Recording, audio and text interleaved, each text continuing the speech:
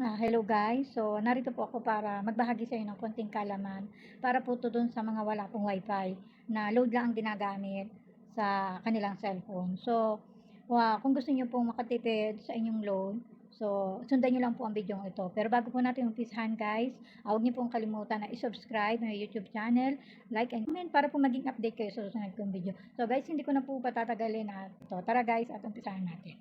So guys, punta tayo sa phone setting natin.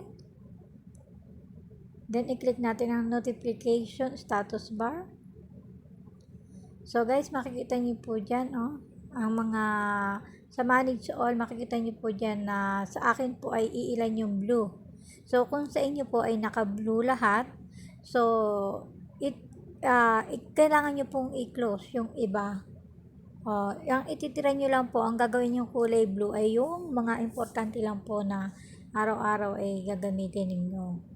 So, yung mga hindi nyo naman po ginagamit, pwede nyo po siyang i-close. So, hindi po ibig sabihin na naka-close po yan, hindi po yung gumagana.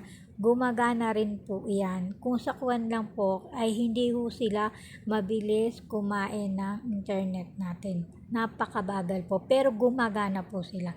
So, yan po mga naka-blue yan lang po talaga yung magme-message sa inyo na may mga notification na darating sa inyo. Yan lang po yung guys. At yan po ang paraan para po makatipid tayo sa load. Para hindi po agad-agad maubos ang ating data. So guys, thank you and subscribe me. Thank you.